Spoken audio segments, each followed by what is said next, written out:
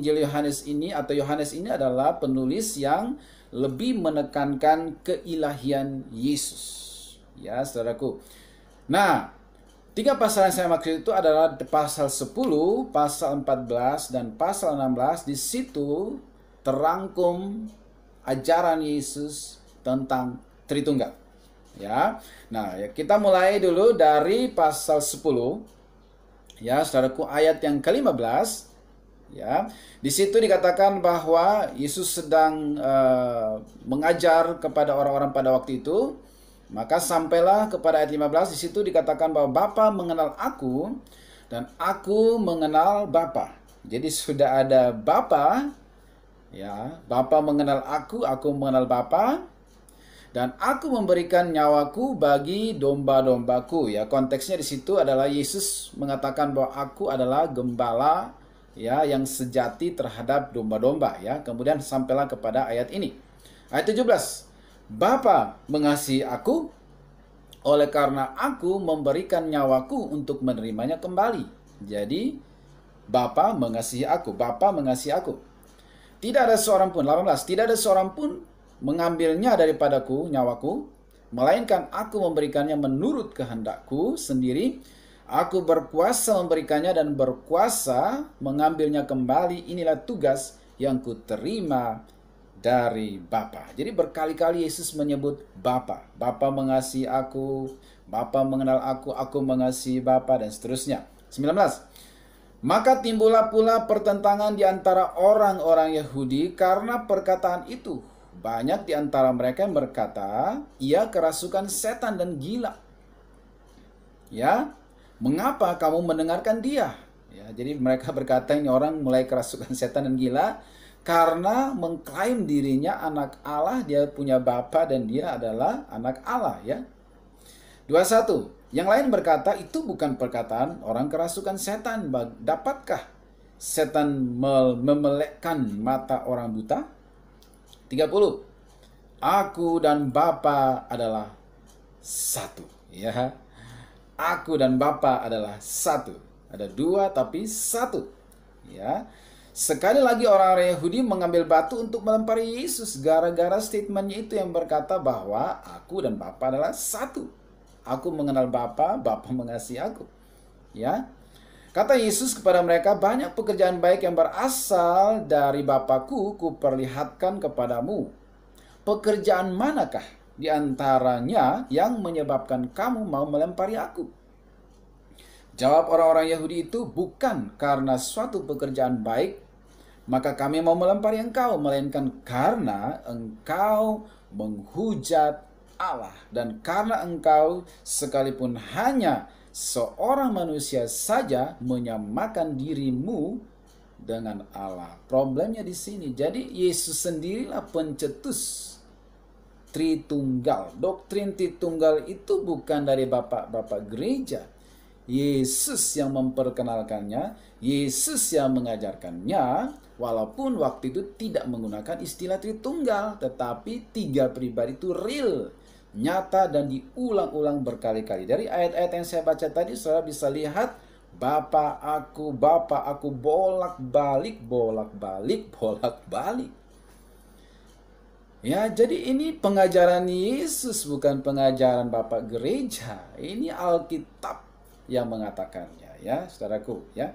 Kita lanjutkan lagi berikutnya.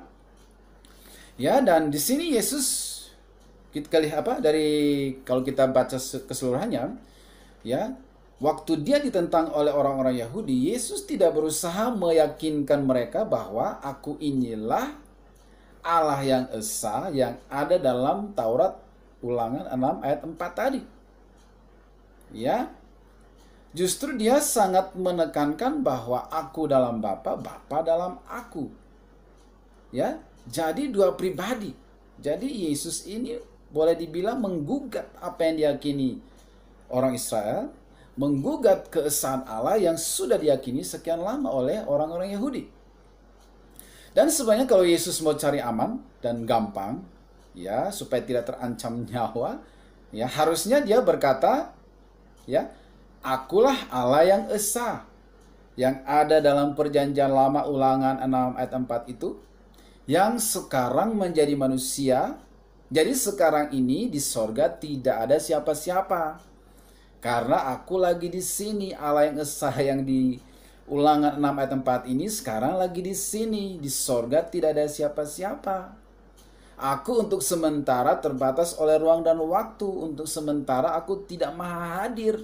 Yesus tidak mengatakan seperti itu. Kalau itu adalah satu pribadi. Kalau itu adalah satu pribadi, maka Yesus harusnya ngomong begitu dan aman semuanya. Ya, tidak perlu ada resiko nyawa yang dikorbankan. Ya, saudaraku. Tapi tidak terjadi seperti itu. Yesus justru terus menekankan pribadi Bapa. Aku mengenal Bapa, Bapa mengenal aku, mengasihi aku mengasihi Bapa. Ya, saudaraku, dan orang-orang Farisi dan ahli Taurat pada waktu itu pasti sangat kaget dan panik. Ya, karena statement-statement Yesus yang menentang atau menggugat keesaan Allah.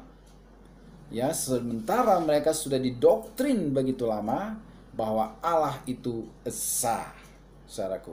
Ya, jadi ini pengajaran Yesus, ya, saudaraku, bukan bapak-bapak gereja. Tritunggal itu bukan ajaran manusia, tapi ajaran Alkitab.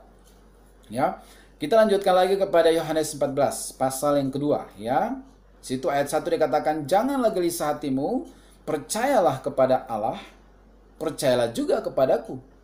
Ada Allah, ada Yesus, ya. Lalu Yesus selanjutnya menjelaskan atau menjanjikan kepada murid-murid bahwa kalau percaya Yesus, nanti Tuhan atau Dia sediakan tempat bagi mereka di sorga, rumah di sorga. Ya, lalu di ayat 5 di situ kata Thomas kepadanya, Tuhan, kami tidak tahu kemana Engkau pergi, jadi bagaimana kami tahu jalan ke situ?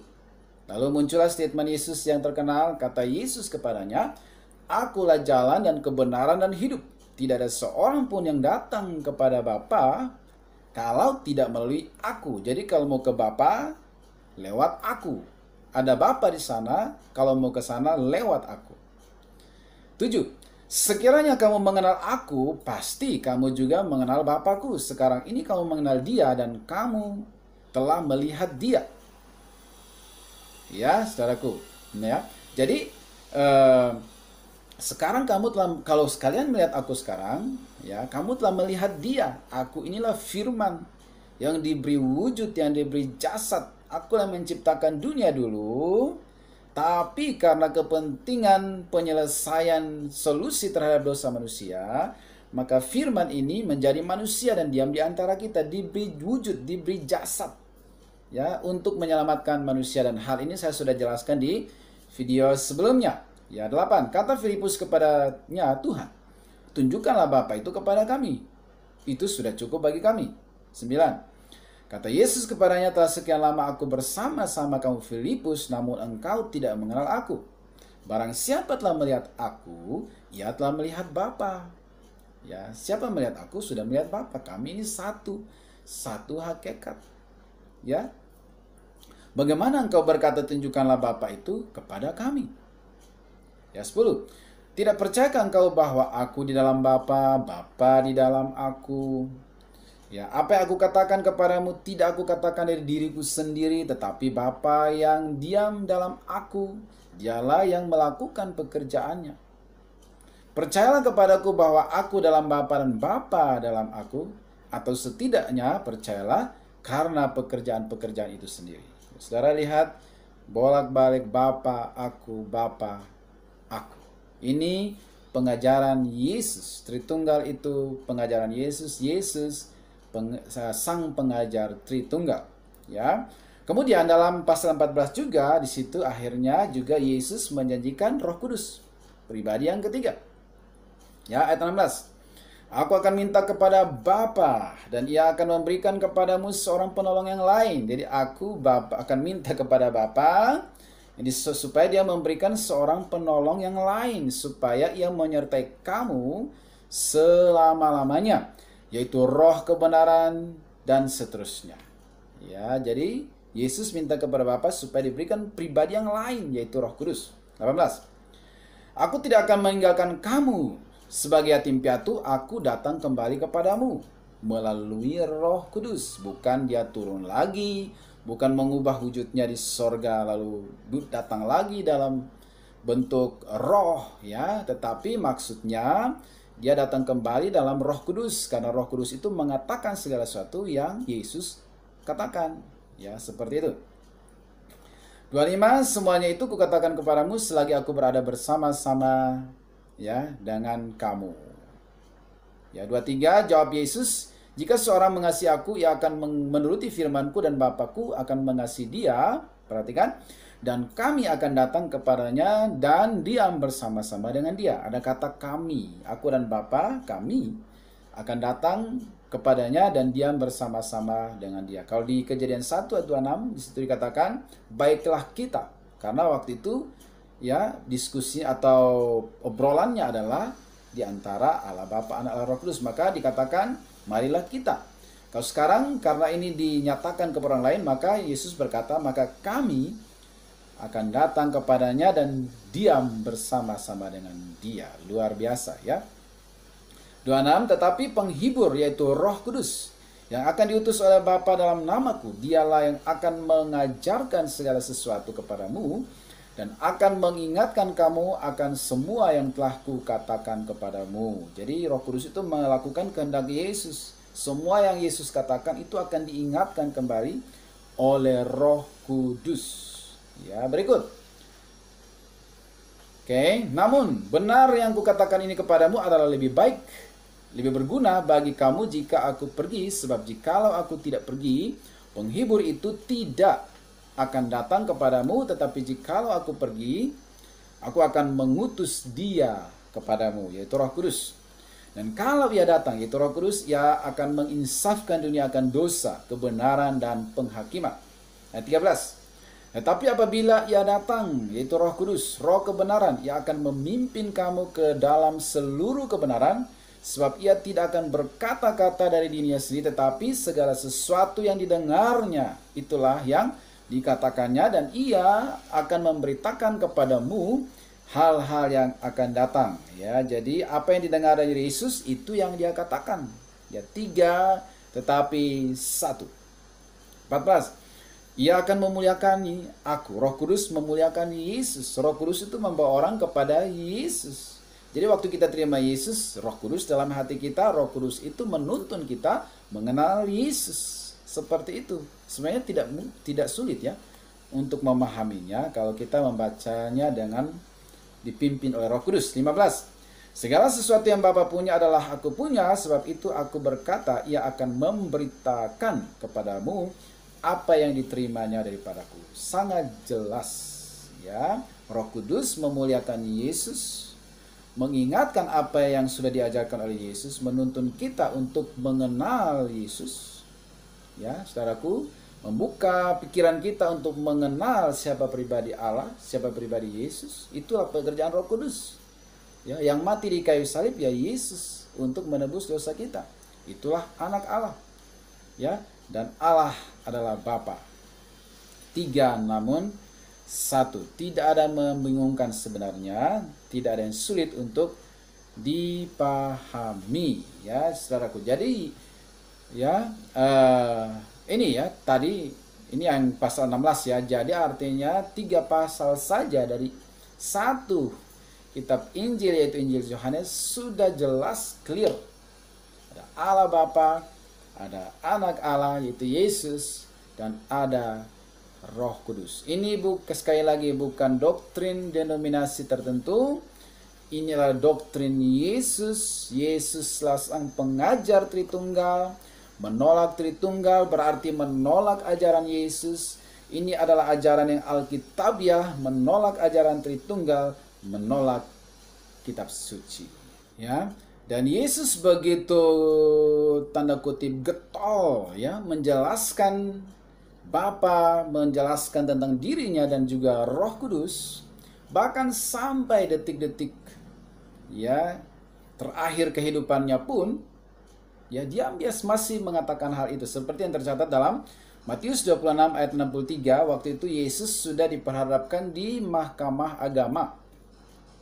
Ayat 63, lalu kata imam besar itu kepadanya, demi Allah yang hidup, katakanlah kepada kami, apakah engkau Mesias, anak Allah atau tidak? 64. Jawab Yesus, engkau telah mengatakannya. Akan tetapi aku berkata kepadamu, mulai sekarang kamu akan melihat Anak Manusia duduk di sebelah kanan yang Maha Kuasa dan datang di atas awan-awan di langit. Ya, maka imam besar itu mengoyakkan pakaiannya dan berkata, ia menghujat Allah. Padahal ini udah terancam, udah ditangkap, sebentar lagi disalibkan. Tapi Yesus memang itulah identitasnya. Ya, mengatakan bahwa dia adalah anak Allah, akan duduk di sebelah kanan Allah, akan datang dalam awan kemuliaan. Ya, dan mendengar itu, saudaraku, imam besar mengoyakkan pakaiannya dan berkata, ia menghujat Allah. Untuk apa kita perlu saksi lagi? Sekarang telah kamu dengar hujatannya. Ya, saudaraku. Jadi, seperti yang tadi saya katakan bahwa kalau kita menolak ajaran Tritunggal berarti menolak ajaran Yesus, menolak catatan kitab suci, menolak kebenaran, menolak Allah. Saudaraku, dan Yesus telah mempertaruhkan nyawanya untuk kebenaran, ya, dan orang-orang pada waktu itu tidak mengertinya atau belum mengertinya. Ia telah datang kepada miliknya, tetapi miliknya menolaknya. Terang itu telah datang, namun manusia lebih menyukai kegelapan.